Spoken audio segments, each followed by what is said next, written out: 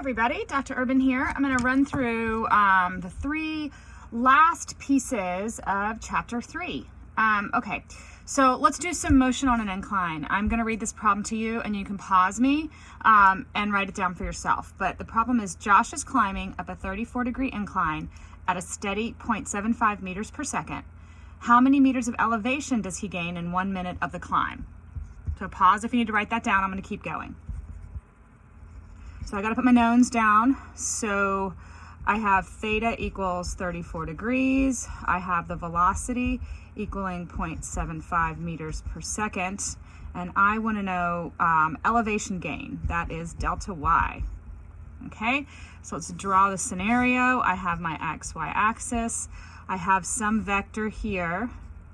This is his velocity, which equals 0.75 meters per second. I'm going to draw my vector a little thicker so I can keep track of what I'm doing. And I have theta here. Okay, it's asking me for elevation. So this is the component I need. I need v sub y.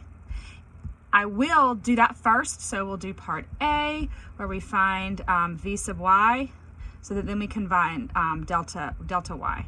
And then I'll do the same thing for the x direction. Okay, I want you to pause me here and try to do it yourself using the correct trig relationship. I'm going to go through the solution. Okay, so I have a vector on an angle, and the piece I want right now, or the component I want, is opposite my angle. Opposite is sine or cosine? Sine. So sine theta equals opposite over hypotenuse. In my case, opposite is this guy, v sub y. My hypotenuse is this guy, the vector itself. So I want v sub y, so sine theta equals v sub y over v. Multiply both sides by v. And v sub y equals v sine theta. So what is my velocity? It's 0.75 meters per second. And then I'm told the angle is 34 degrees. Okay. This comes out to 0.42 meters per second. That's not what it asked. It asked how much elevation does he gain.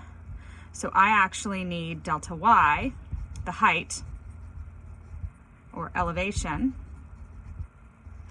I know that velocity is a change in displacement over change in time. In this case, the y component of the velocity tells me the change in y displacement over time. This is what I want. Multiply both sides by t. And I get the y displacement equals the y component, equals the y component of velocity times time. Okay, y component of velocity I found here. So it's 0.42 meters per second times how many meters of gain in 1 minute? You got to convert minute, 1 minute. That's 60 seconds. Got to use seconds times 60 seconds. So the change in y height is 25 meters. That's the answer to the question. What if I asked, what if there was a part B? I'm adding this.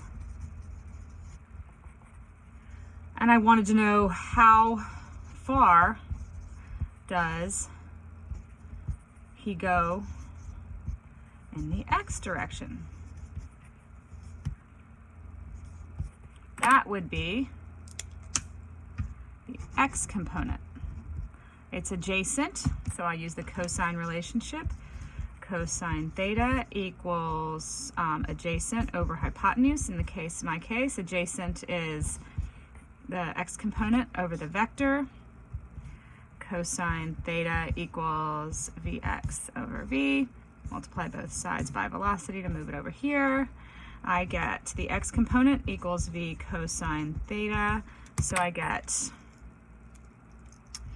0.75 meters per second times cosine 34 degrees equals 0.62 meters per second. That's not my answer. I want to know how far. In other words, I want delta x. Well, I know velocity equals displacement over time. In my case, the x component of velocity equals delta x over delta t. multiply both sides by delta t, and I get delta x equals x component times time, which equals 0.62 meters per second times 60 seconds. Same thing I did above, but using the other relationship. And delta x equals 18.7 meters. Okay, this is a very standard problem. So what I had to do was be able to draw my vector wherever it was, use the trigonometric relationship to get the two components, and then use some kind of kinematics to then solve for something else.